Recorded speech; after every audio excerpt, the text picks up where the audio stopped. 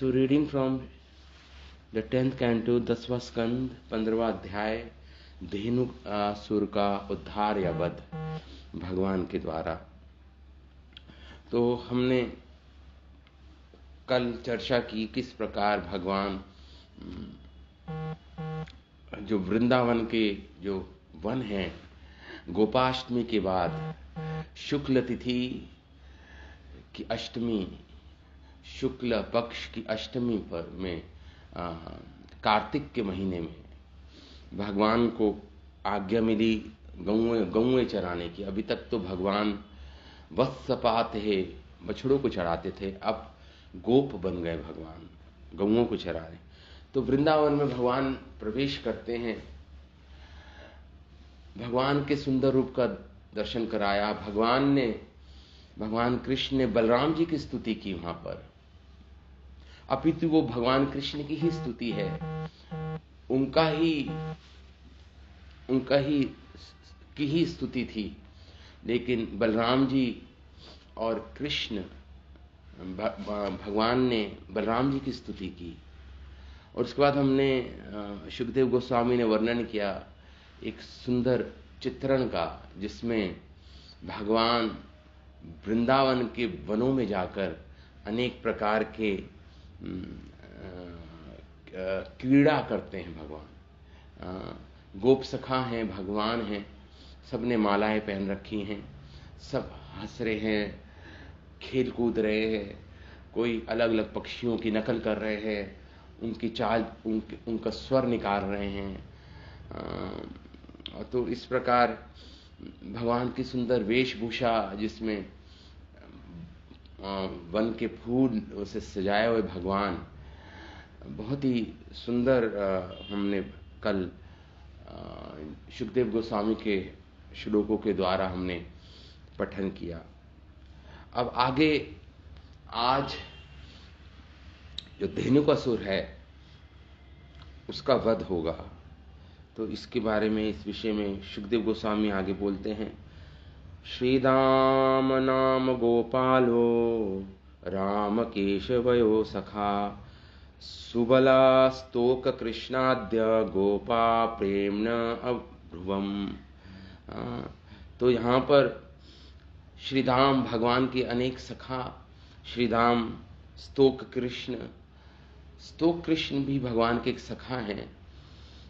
स्तोक मतलब छोटा, तो वो बिल्कुल कृष्ण जैसे लगते हैं वो स्तोक कृष्ण, इसलिए उनका नाम स्तोक कृष्ण हुआ। तो लेकिन यहाँ पे प्रथम श्री दाम जी की बात हो रही है। श्री दाम प्रमुख सखा हैं भगवान के। श्री दाम नाम गोपालो, श्री दाम नाम के गोपाल वो भगवान के पास आए। राम केशवयो सखा, जो बलराम जी और केशव के सखा हैं, वो आए हैं। सुबल स्तोक कृष्ण, सुबल एक सखा है, स्तोक कृष्ण एक सखा है, और आद्य मतलब और अनेक सखागण। गोपा, और प्रेम से पूर्ण होकर प्रेम पूर्वक भगवान से इस प्रकार बोले। राम कृष्ण, बलराम जी और कृष्ण से इस प्रकार बोले। प्रेमोन अभ्रुवन मतलब कहा, भगवान से इस प्रकार कहा। क्या कहा? राम राम महाबाहो कृष्णा दृष्ट निबृहन् इतो विदूरे सुमहत वनम तालासी सकुलम। तो भगवान से बोले, हे राम, राम राम करके 2 बार संबोधित किया बलराम जी को। प्रथम बलराम जी को कह रहे हैं। कौन? श्रीदाम सखा और आदि और सखा, लेकिन मुख्य श्रीदाम सखा बोल रहे हैं कि राम राम, हे बलराम जो सुख देते हैं। राम मतलब सुख देना, आनंद देना। तो हे बलराम जी, आप तो आनंद देने वाले हो। महाभाव, आप महाबलवान हो। दुष्ट निबरहन कृष्ण, और दुष्टों को नष्ट करने वाले हो। दुष्टों को नष्ट करने वाले हो, दुष्टों को निबरहन। अब कृष्ण को भी कह रहे हैं, आप दुष्टों को नष्ट करते हो। तो कह रहे हैं इतो अविदुरो सुमहत, यहां से बहुत दूर नहीं, अविदुर मतलब बहुत दूर नहीं, पास में ही, पास में ही, सुमहत यहां पर क्या है, सुमहत मतलब एक बहुत बड़ा, महत मतलब बड़ा, वनम एक वन है, उस वन का नाम है ताल वन, ताल, तालासी संकुलम, ताल वन है। तो और वह तालाली, तालाली संकुलम, ताल वृक्षों से भरा हुआ है वो, संकुलम मतलब ताल वृक्षों से भरा हुआ है वो वन। सुहमत बहुत बड़ा वन है वो, सुहमत वनः वन, वनम तत्र भूरिणि फलानि, और वहां पर बहुत से क्या है, फल हैं, ताल वृक्ष के ऊपर फल है, फलानी, और वो फल गिरते रहते हैं पक पक के ताल वृक्ष के ऊपर से, पतंती, और नीचे गिरते हैं, और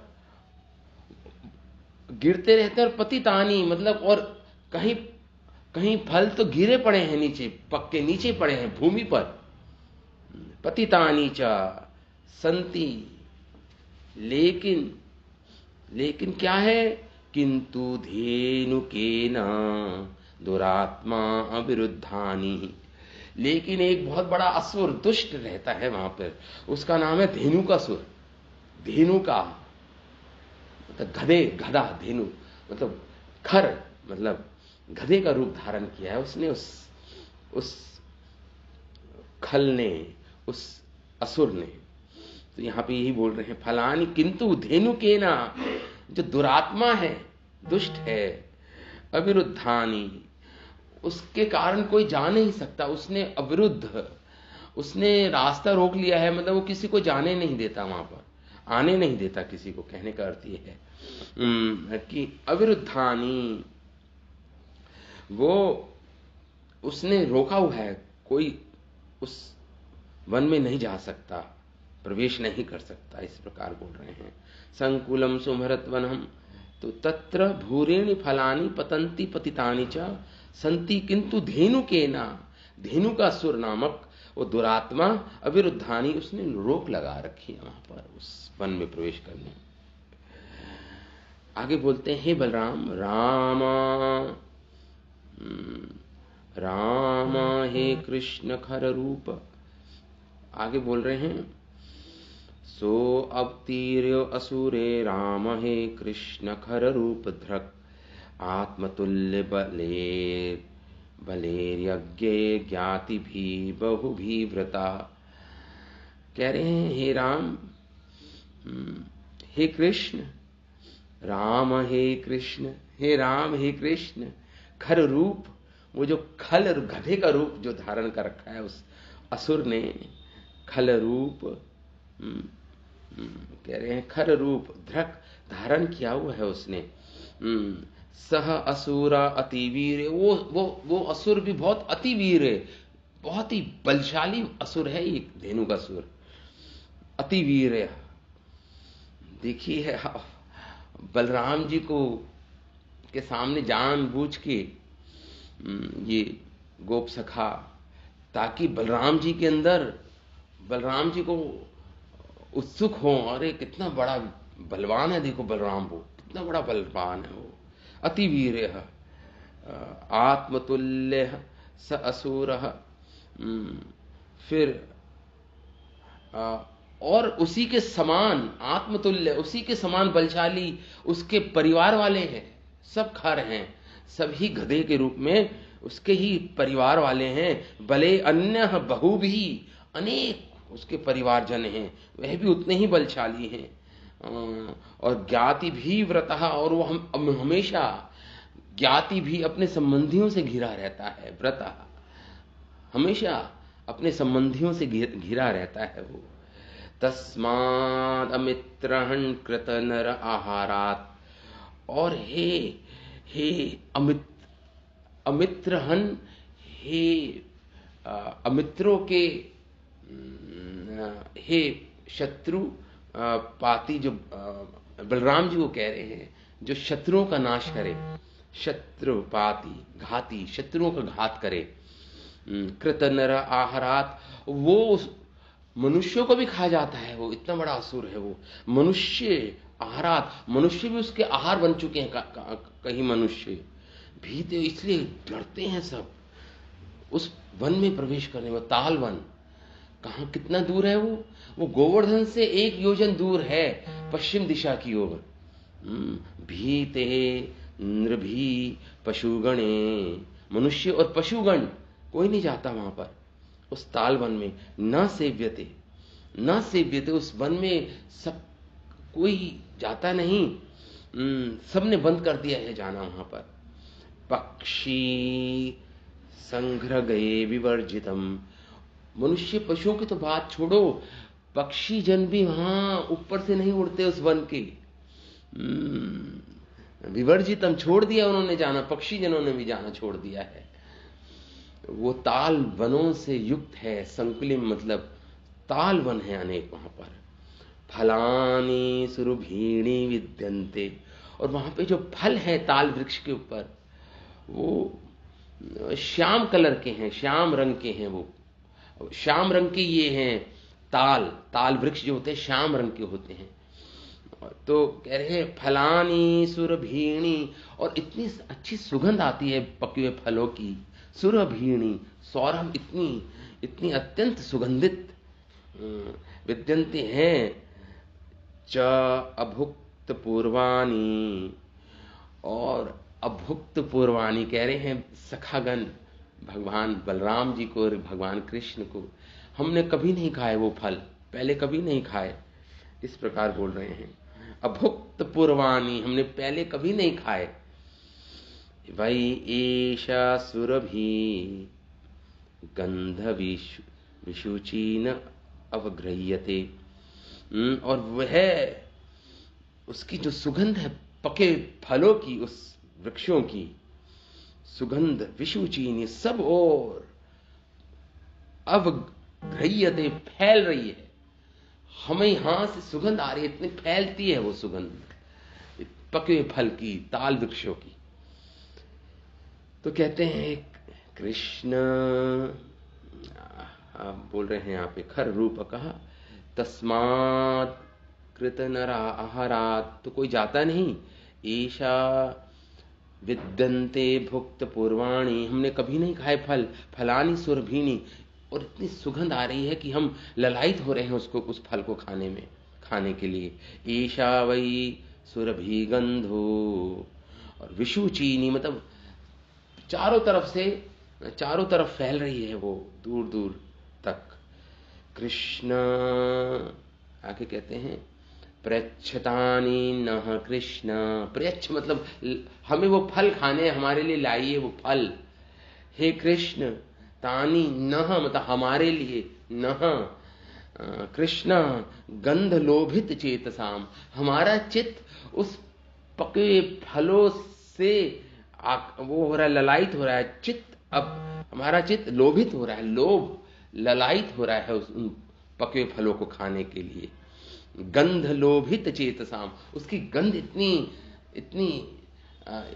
इतनी आकर्षक है कि उसकी गंध से हमारा चित्त उन फलों को खाने के लिए ललायित है। वांछास्ति महती रामा गम्यताम यदि रोचते, और कह रहे कि हे कृष्ण, हे लोभित चेतसाम, उसको पाने के लिए अत्यंत हमारी वांछा है, इच्छा है। तानी न प्रपच्छ रामा यदि रोचते, यदि आपको रुचे, अगर आपको अच्छा लगता है हमारी बात, तो आप गम्यताम, आप चलिए। हम सब चलते हैं उस ताल वन में, उन पके फलों को खाने के लिए। तो ये जो गोप सखा हैं, इनको अपने लिए ललायित नहीं है ये फल खाने के लिए, हमारे आचार्यगण लिखते हैं। ये तो भगवान कृष्ण बलराम को अर्पित करना चाहते हैं वो फल, उनके सुख के लिए, उनके आनंद के लिए वो फल चाहते हैं। ये नाम तो अपना ले रहे हैं, लेकिन वस्तुतः ये भगवान कृष्ण बलराम को अर्पित करना चाहते हैं वो फल। और एक और असुर का वध भी देखना चाहते हैं। उनको पता है अघासुर का वध किया, बकासुर का वध किया भी इससे पहले, अब ये धेनुकासुर का वध, ये लीला देखना चाहते हैं ये सारे गोप सखागण। इस प्रकार इन श्लोकों पर हमारे आचार्य क्या लिखते हैं? हमारे आचार्यगण लिखते हैं, जीव गोस्वामी लिख रहे हैं कि अपनी टीका में, तो ये प्रथम दिन की क्रीड़ा के आधार पर उपलक्षण से अन्य दिनों की क्रीड़ा का भी वर्णन दिखाते हैं कि वह कृष्ण अपने प्रियजनों का प्रिय करने के लिए गोपालन के समय कुछ ऐश्वर्य को भी साक्षात प्रकट कर देते हैं। देखिए, भगवान तो अपने ऐश्वर्य को केवल असुर वध लीला में ही प्रकट करते हैं, या भगवान माता यशोदा के समक्ष जब मुख में विश्व दिखाया, जब प्रकट किया, लेकिन प्रायः अपने माधुर्य भाव में ही रहते हैं भगवान। ऐश्वर्य को छुपा देते हैं, अपने ऐश्वर्य को छुपाते हैं भगवान। पिछले श्लोक में भी तो आया था कि भगवान योग माया से अपने ऐश्वर्य को छुपा के रखते हैं और गोप सखाओं के साथ, गोपों के साथ गोप बन के भगवान अनेक क्रीड़ा कर रहे हैं। पिछले हमने कल पढ़ा इस प्रकार। तो अब भगवान अब माधुर्य दिखाते हैं, अपने ऐश्वर्य को छुपाते हैं, लेकिन अब इस लीला में अपने ऐश्वर्य को दिखाएंगे भगवान। इस लीला में धेनुकासुर के वध में तो श्री राम बलराम जी के सखा हैं। मतलब इस निर्देश से ज्ञात होता है कि खेल के युद्ध से में उसकी ही प्रधानता है। यद्यपि सुबल आदि सखा भी हैं, फिर भी श्री राम का सबसे पहले निर्देश होने के कारण वह सखाओं के मुख्य हैं। इस प्रकार श्री राम का नाम सर्वप्रथम आया है। इस ब्रज में किसी अन्य का केवल कृष्ण नाम प्रसिद्ध होना तो स्तोक कृष्ण मतलब छोटे कृष्ण जैसे लगते हैं स्तोक कृष्ण, जिससे बालक कृष्ण के प्रणय विशेष को प्राप्त कर लें।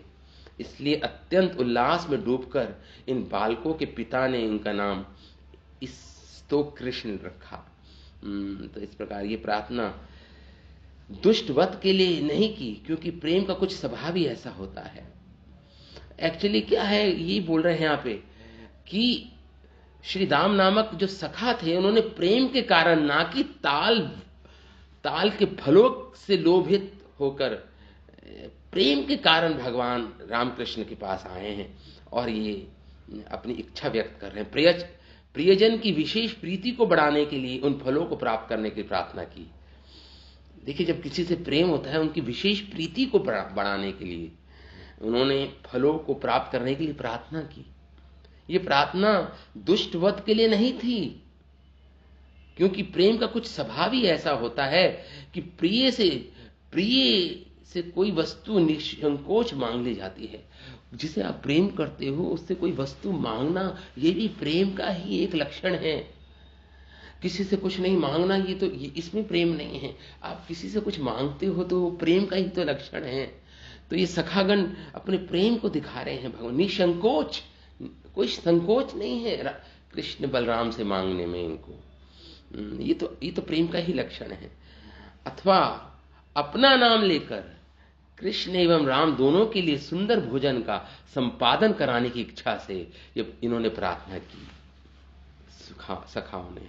अथा श्री राम सख्य में प्रेम के कारण कहने लगे, ये समझना चाहिए, सख्य सर्वदा सजाती में होता है, क्योंकि सखा लोग परस्पर प्रभाव आदि को जानने वाले होते हैं। देखिए, जैसा कि इन गोपों ने पहले भी अघासुर को देखा था, इसलिए उन्होंने भगवान राम से बोला, बलराम जी से, क्या ये कोई अजगर ही, तो जब उन्होंने उस समय बोला था, क्या कोई अजगर ही था जब अघासुर को देखा था इन बच्चों ने, सखागणों ने?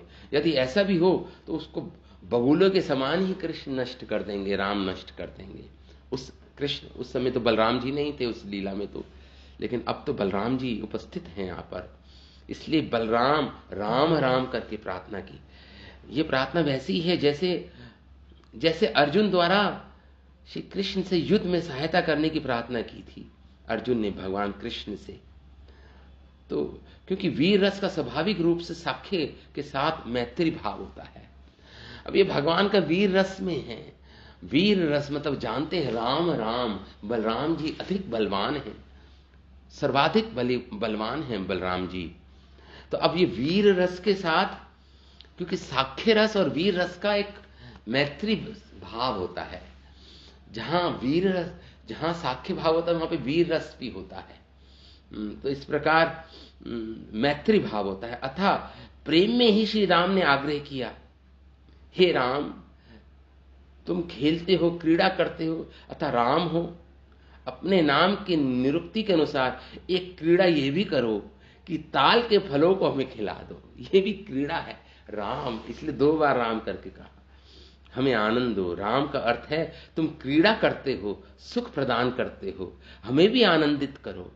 विप्सा, तो इस प्रकार अतएव सर्वप्रथम तुमको ही संबोधित कर रहे हैं, हे राम तुम्हारे लिए कोई भी कार्य अशक्य नहीं, मतलब सब कोई ऐसा कार्य नहीं जिसे तुम ना कर पाओ। अशक्य मतलब तुम्हारी शक्ति है सारा काम करने में, आपके पास शक्ति है।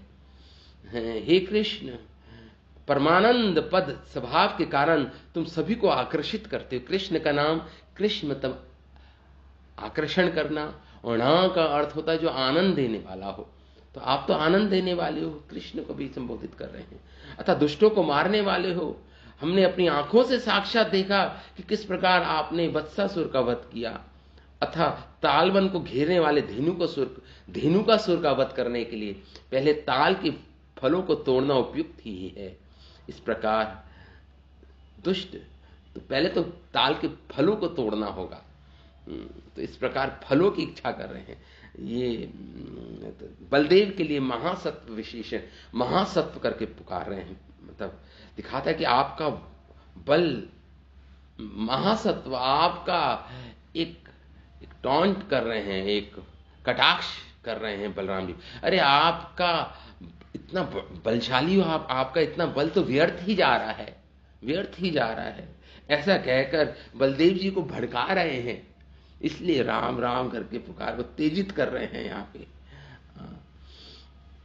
गोवर्धन के कुछ दूर पर तालवन है, जैसे, और वो समय जो था वो भाद्र मास का समय था।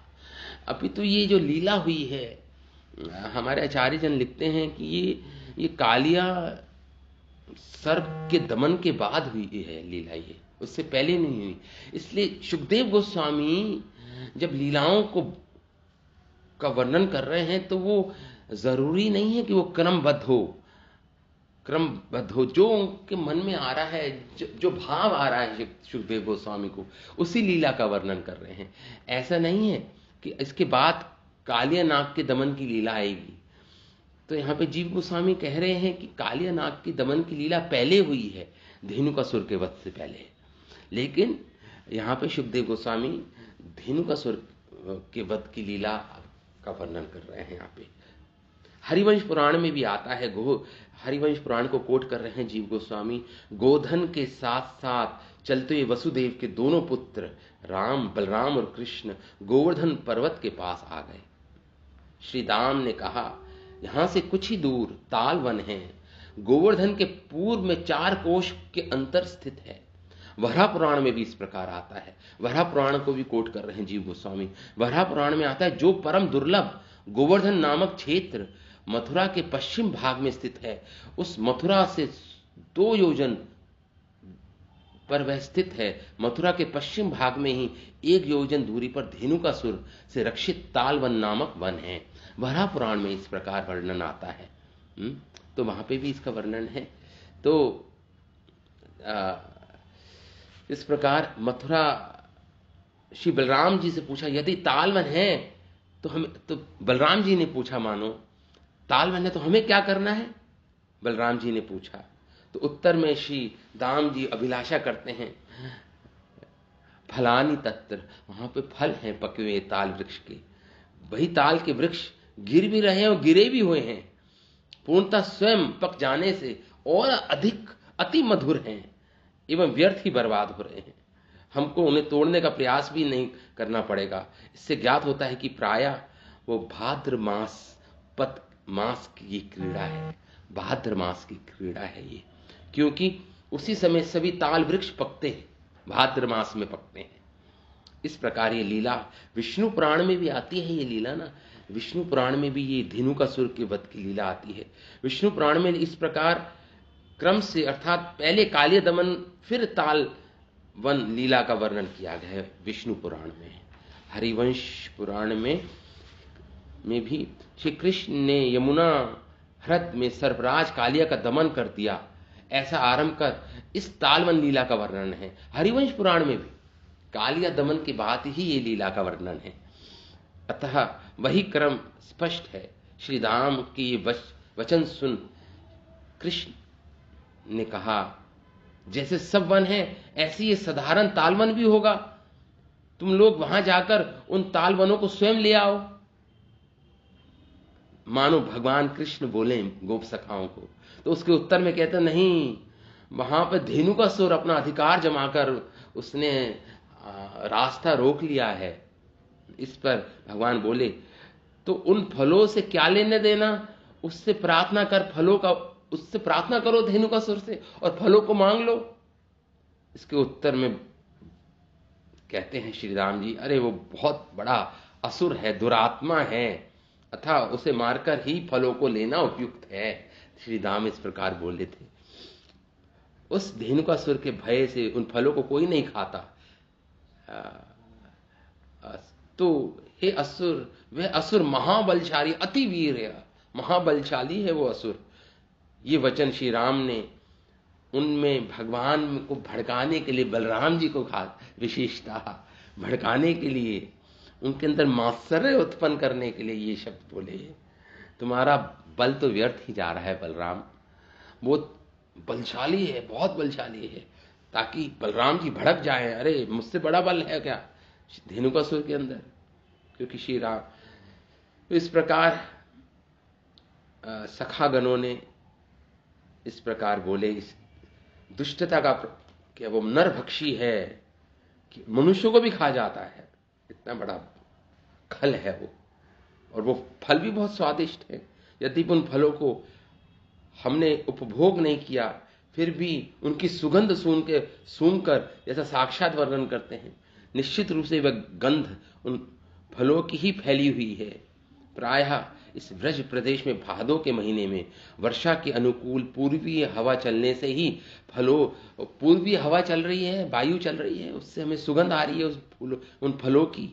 उत्कृष्टता एवं निकटवर्तिता की सूचना है, निकट ही है और उत्कृष्ट फल है, ऐसा उनकी सुगंध से पता चल रहा है। और निकटवर्ती प्रदेश तालवन में ही है वो। इस तो हवा चलने से तो इस प्रकार प्रच्छानितानि नः कृष्ण, इस प्रकार कृष्ण तो आकर्षक है। इस मैत्री में परिवास मुद्रा में निज के द्वारा बार बार प्रार्थना करने पर मानो बलराम जी ने अंगीकार नहीं किया। तब प्रणय क्रोध सहित सखागण कहने लगे, हमारी तो बहुत इच्छा थी, परंतु तुम तो सुनते ही नहीं हो बलराम। तो इस प्रकार बोले।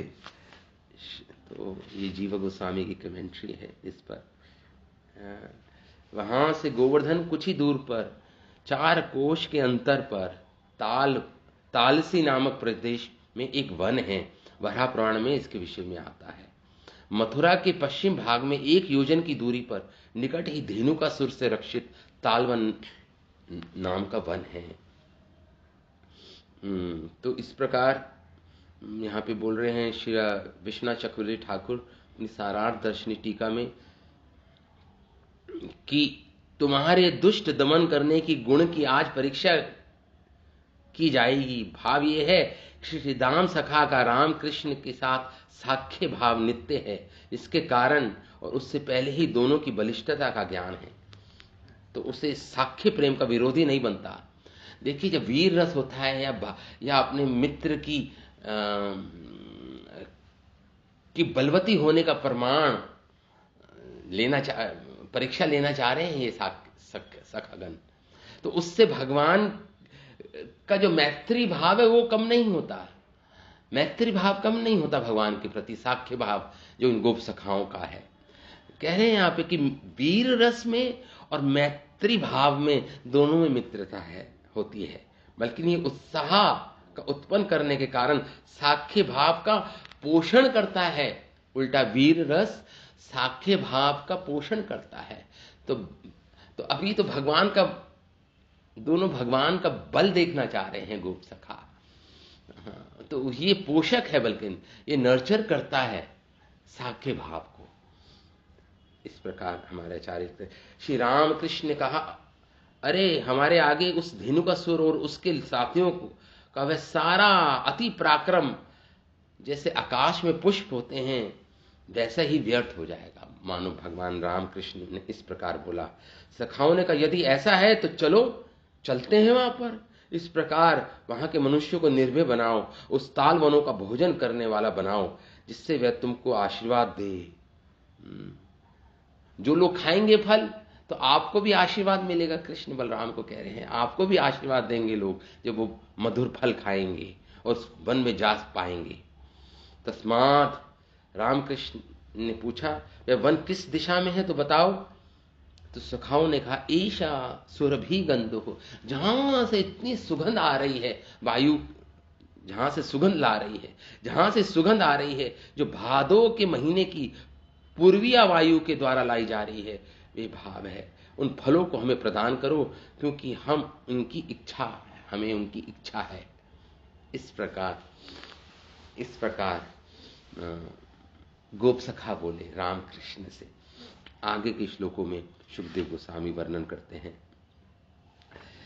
एवं सुहृदश्च श्रुत्वा सुहृत् प्रिये चिकीर्षया प्रहस्ये जगतम तुर्गो अपवर्तो तालवनम प्रभु।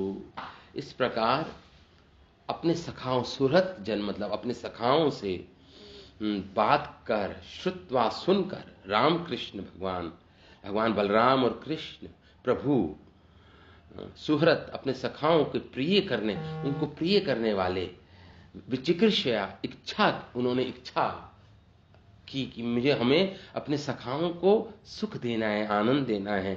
इच्छा से प्रहस्य भगवान रामकृष्ण हंसे, दोनों प्रहस्य हंसकर, गोपे व्रतौ तालवनम जगमथु, गोप बालों के साथ भगवान राम, बलराम और कृष्ण व्रतौ, जो घिरे हुए थे सखाओं के द्वारा, व्रत थे, आवृत थे, घिरे हुए थे, तालवनम जगमथु, तालवन की ओर चल पड़े।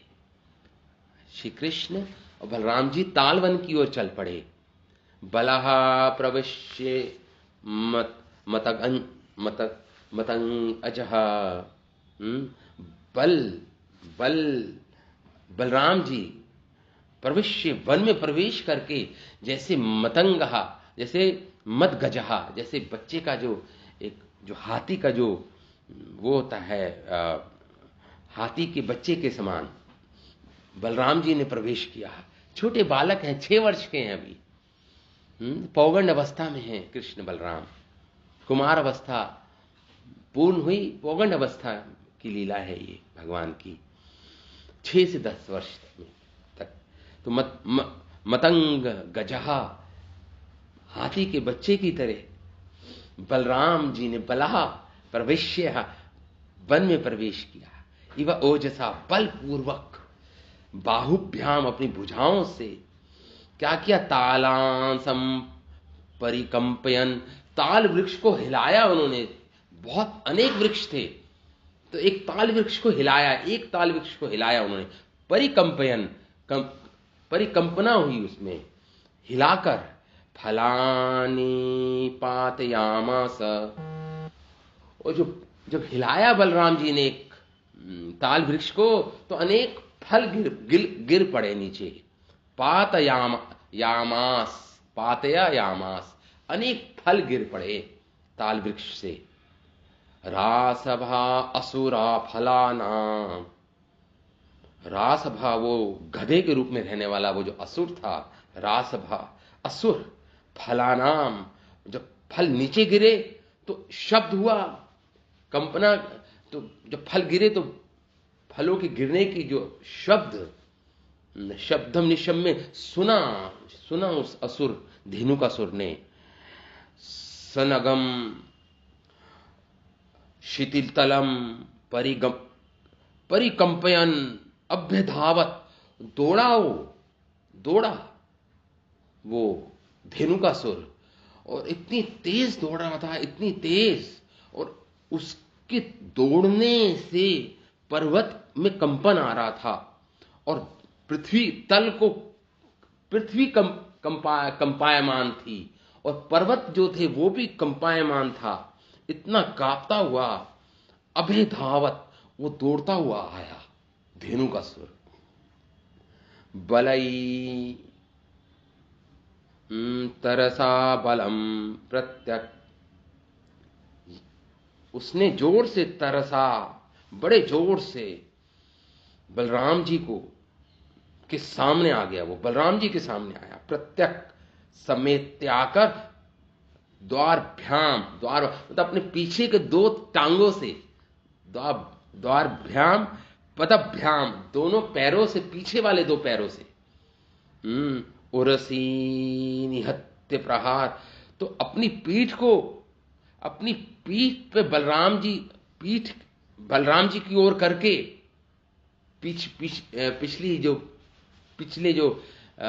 जो पीछे की ओर जो पैर हैं बलराम जी की ओर करके प्रहार, निहत्या, उसने बलराम जी पर प्रहार किया, छाती पर।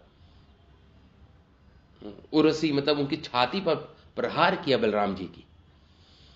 का शब्द, जोर से रेंगता हुआ प्रहार किया उसने, जोर से, और जोर से रेंगता हुआ मुच्चन खलहा प्रयसरत, और वहां से फिर दूर भाग गया वो धेनुकासुर। पिछले दो पैरों से बलराम जी की छाती पर प्रहार किया और फिर भागा, और फिर लौट के आएगा भी दोबारा पुनः। राजन, हे राजन, परीक्षित महाराज को कह रहे हैं सुखदेव गोस्वामी, उपक्रोष्ठा व गधा, रुषा क्रोध से भरा हुआ था। पुनः आसाद्य, पुनः आया बलराम जी के पास, पराक, और फिर अपनी पीठ उन पर की स्थित, सप्रब्धा, बड़े क्रोध के साथ। अपरो चरणों बलाय प्रक्षिपत, और फिर उसने दो पैर से बलराम जी पर आघात किया। अपरो, पिछले दोनों पैरों, चरणों, पैरों से बलराम जी पर प्राक्षिपद मतलब घात करने का प्रयास किया पुनः। स एक पाणिनाथ, अब जो इस बार जब प्रयास किया उसने बलराम जी की छाती पर आघात करने का, सह एका पाणिनातम, तो उस समय बलराम जी ने अपने एक हाथ से ही, एक हाथ से ही तमा उस गधे को के प्रपद्दो, दोनों पैरों को पकड़ लिया, गृहीत्वा भ्रामयित्वा, और पकड़ के हवा में घुमाया उन्होंने तेजी से। बलराम जी ने पिछले दोनों पैरों को पकड़ के उस धेनुकासुर को भ्रामित्वा, उसे घुमाया तेजी से। तृणराज, और कहां डाला, घुमा के तेजी से कहां फेंका, भ्रामित्वा तृणराज, ताड़ के वृक्ष, पेड़ के ऊपर। और अग्रे दे मारा, चिक्षेप दे मारा ब्राह्मण, और ब्राह्मण मतलब घुमाते घुमाते क्या हुआ, इतना घुमाया हाथों में कि त्यक्त जीवितम, उसके प्राण ही निकल गए, धेनुकासुर के प्राण ही निकल गए। प्राण पुखेणु उड़ गए इसके, धेनुकासुर के। तेन आहत महाताला शिरा बृहत्स च भग्नः, और उसके गिरने से क्या हुआ, जब मारा ताड़ के वृक्ष के ऊपर फेंका बलराम जी ने, तो उसकी चोट से क्या हुआ, ताल शीरा, तो ताल वृक्ष की जो ऊपर का हिस्सा है, ऊपरी भाग, शीरा मतलब सिर का भाग, उसके ऊपर ऊपरी भाग बड़ा जो विशाल था, बृहत मतलब विशाल, सच भग्नः, टूट गया। वो ऊपर का जो हिस्सा है ताल वृक्ष का, वो टूट गया, इतना बड़ा हिस्सा। और क्या हुआ, पार्श्वस्थम, और पास वाले जो ताल के वृक्ष है उस पे जा गिरा वो बड़ा टुकड़ा। कंपयन, वृक्षों को गिराया। सह अपि अन्यम अपरम, और उस तो एक वृक्ष गिरा, वो बड़ा जो टुकड़ा एक ताल वृक्ष का जब एक अपने समीपवर्ती जो ताल वृक्ष खड़ा हुआ था उस पे गिरा, तो वो उसमें कंपन हुई, वो गिर पड़ा। उसने फिर तीसरे को गिराया, उसने भी चौथे को गिराया, ऐसे करके कहीं ताल वृक्ष के जो वृक्ष थे, ताल के जो वृक्ष थे वो गिर पड़े। इस प्रकार कह रहे हैं, एक दूसरे को गिराया, अपरम मतलब एक दूसरे को गिराया वृक्षों ने। बलस्य लीलया उत्सृष्टा खर देह हरत हत ताल। तो बलस्य, यहां पे देखिए, यहां पे श्लोक में आता है, बलस्य लीला उत्सृष्टा खर देह हताहत हताहता तालश्च कंपिरे सर्वे महावातेरिता इवाह। इस प्रकार बलराम जी के द्वारा लीला है भगवान बलराम, फेंके हुए खर देह, गधे के शरीर चोट खाके ताल वृक्ष आहता हिल गए, सभी वृक्ष महावात झंझावत प्रेरित होके इस प्रकार कांपने लगे। तो कंपन हुई सारे वृक्षों में। कहीं वृक्ष जो समीपवर्ती, कहीं वृक्ष तो गिर पड़े, कईयों में केवल कंपन हुई, जो दूर वृक्ष थे, ताल वृक्ष, ताल के जो वृक्ष थे। अंग भगवती ही अनंते। तो यहां पे सुखदेव गोस्वामी कह रहे हैं, हे अंग, हे परीक्षित, भगवान राम, भगवान बलराम जी क्या हैं, यहां पे लिख रहे हैं बलस्य न विचित्र भगवती ही अनंते। ये कोई विचित्र बात नहीं है, बलराम जी ने ऐसा किया, भगवान है वो, ही अनंत जगदीश्वर है वो भगवान। ओत प्रोतम इदम यस्मिन, उनसे ही ये पूरा विश्व ओत प्रोत है। जैसे यस्मिन तंतुवंग यथा पटहा, पटहा मतलब वस्त्र, जैसे वस्त्र धागों से ओतप्रोत होता है, ऐसे ही पूरा विश्व भगवान बलराम से ओतप्रोत है। भगवान बलराम से ओतप्रोत है। जैसे एक कपड़ा धागों से ओतप्रोत होता है, तुष्वंग यथा पटहा, कपड़ा जैसे धागों से, वैसे ही पूरा विश्व ओतप्रोतम इदम, ये पूरा विश्व ही भगवान जगदीश्वर, भगवान बलराम से ओतप्रोत है। तो इसमें न इतत विचित्रम, ये कोई विचित्र बात नहीं हुई, कोई आश्चर्यजनक बात नहीं हुई है, इसमें कोई विस्मय होने वाली बात नहीं है। ततः कृष्ण च राम चागातयो धेनुकस्य कोष्ठाधरो अभद्रवन सर्वे समृद्ध हत बांधवा। अब जब धेनुकासुर का वध इस प्रकार हुआ, तो जो बंधु बांधव थे, जो उसके परिवार जाने वाले थे, वो भी वहां पे भाग के आए, सबके सब। वह सब भी अति बलशाली थे, वह सब भी। हाँ, तो तथा धेनुकस्य, धेनु के तो ज्ञात है उसके भाई बंधु, बांधवा हता, सबके सब बड़े क्रोध से, सरब्धम कोष्टार, बबूला, क्रोष्ट मतलब क्रोधित होके बबूला हो गए। कृष्णम च रामम च अभद्रे वनन, और कृष्ण बलराम की ओर वे बड़े वेग से टूट पड़े, कृष्ण बलराम की ओर।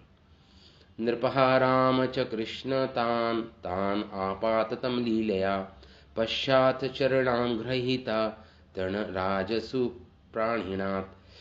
तो वो राम कृष्ण तान उन सबको, आए राक्षसों को लीला खेल में, पश्चात चरणाम पिछले दोनों पैरों को पकड़ के तृण राजसु ताल वृक्षों पर दे मारा कृष्ण बलराम ने।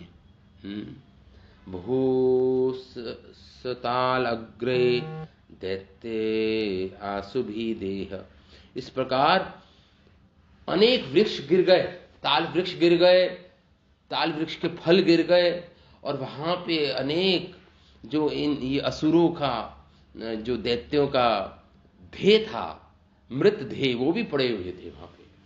अनेक परिवारजन और धेनुकासुर का ध्येय पड़ा हुआ था। प्रकर संकीर्णम, इस प्रकार राज पृथ्वी जैसे, तो लाल रक्त भी था, और श्याम रंग के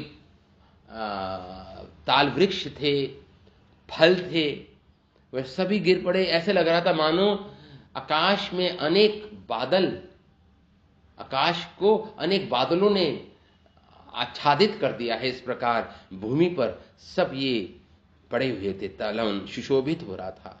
तयो तत्सुमहत कर्म निशम्य विबुधाय पुष्प वर्षाणि। जब ये देखा कि इन्होंने देवी देवताओं ने, तो उन्होंने इस कार्य को जब देखा तो निशम्य सुना, तो विबुधाया, विबुध मतलब देवताओं ने, और अनेक देवताओं ने पुष्प वर्षाणि मुमुचुहु, पुष्पों की वर्षा की गोप सखाओं, कृष्ण बलराम पर, गोप सखाओं पर पुष्पों की वर्षा की देवताओं ने स्वर्ग से। वर्षाणि मुमुचु, सारी सब तरफ से पुष्पों की वर्षा हुई। और वाद्यानि चक्रु, और गंधर्वों ने वाद्य यंत्र बजाए आनंद में, प्रसन्नता के साथ। चक्रुहु तुष्टुवु, और भगवान कृष्ण बलराम की स्तुति करने लगे। तुष्टुवु कानने धेनुकाहत मनुष्य गत साधवसः। उस वन में इसके बाद जब धेनुकासुर का वध किया इस प्रकार, तो अब भय चला गया सारे मनुष्यों का, पशु पक्षी अब उस ताल वृक्ष के फलों का आनंद खाने लगे। अथा पशवा तृणम चेरु, और पशु चरने लगे। लेकिन गोप सखाओं ने नहीं खाया, क्योंकि जो फल थे वो रक्त से सने हुए थे, तो आज वो फल नहीं खाएंगे गोप सखागण। जो फल गिरे हुए थे वो रक्त से सने हुए थे, क्योंकि रक्त था और मृत ध्येय पड़े हुए थे धेनुकासुर और उसके परिवारजनों के। इस प्रकार लेकिन पशु और जो भील जाति के जो मनुष्य थे उन्होंने खाए फल। इस प्रकार ये लीला भगवान ने की। इन अनेक श्लोकों पर भगवान कृष्ण, जीव गोस्वामी लिख रहे हैं, इसको मैं पढ़ूंगा फिर समाप्त करते हैं। श्री रामकृष्ण अपनी सहायता करने के लिए तैयार सभी ओर से सखाओं से घिरे हुए थे। उन्होंने उन सखाओं को आनंद देने के लिए अपने सामर्थ्य का प्रदर्शन करते हुए तालवन की ओर गमन किया, क्योंकि सर्वप्रथम बलदेव जी ने से तालवन में प्रवेश आदि करने की प्रार्थना की गई थी, और बाद में कृष्ण से भी कीर्ति लाभ के लिए प्रार्थना की गई थी। इस कारण कृष्ण तो मुख्य रूप से तो बलराम जी ने ही किया। भगवान कृष्ण बलराम जी के पीछे पीछे सबसे पहले तो बलराम जी ने प्रवेश किया तालवन में। तो भगवान तो गौण है, अभी सेकेंडरी है भगवान, प्राइमरी तो अभी ये लीला मुख्य रूप से तो बलराम जी की ही है। इसलिए बलदेव जी ने पहले प्रवेश किया। उन्होंने अपनी दोनों भुजाओं से बहुत से तालवनों को एक साथ कंपा दिया। कंपना से एक वृक्ष को ही, परंतु उनके साथ लगे बहुत से वृक्ष कांप गए, जिससे टूट कर गिरने वाले बिखर कर दूर गिरे। भुजाओं के साथ उन्होंने एक साथ ऐसा ही उन्होंने कि धेनुकासुर पर्वत सहित पृथ्वी को चारों ओर से कंपा दिया। जब धेनुकासुर भागते हुए आया था, वह असुर का अति पराक्रमी होना दर्शाया गया है इन श्लोकों में। वह भी बहुत बड़ा पराक्रमी था ये धेनुकासुर। ये वे बलवान असुर उल्टा होकर अपने पिछले दोनों पैरों से बलदेव जी पर जोर से प्रहार करता है। इससे ज्ञात होता है कि वह किसी साधारण देवता की अपेक्षा अधिक बलवान होने के कारण स्वयं को बहुत अभिमानी मानता था। इस प्रकार यहाँ पे कह रहे हैं, वह गधा निकट आकर रेंगते हुए विमुख होकर स्थित हो गया और दोबारा आकर प्रहार किया बलराम जी पर। बलदेव जी ने एक ही हाथ से दोनों पैरों को पकड़कर घुमाकर एक ताल वृक्ष पर दे मारा। पादयो, जिसका अर्थ है पैरों का अग्रभाग। बलदेव जी ने पहले उसके प्रहार को इसलिए स्वीकार किया मानो वे दिखाना चाहते हो कि मैं सावधान नहीं था, इसलिए मैं प्रहार मेरे पर प्रहार कर पाया, मानो बलराम ये दिखा रहे हो। धेनुकासुर के फेंके हुए शरीर से टकराकर महाताल का वृक्ष बगल के अन्य तालों से टकराया और उसे कंपा दिया। इस प्रकार आधार पर आगे ये नरलीला की दृष्टि से ही धेनुकासुर वध का आश्चर्य रूप हो सकता है। ऐश्वर्य लीला की दृष्टि से कोई आश्चर्य नहीं है।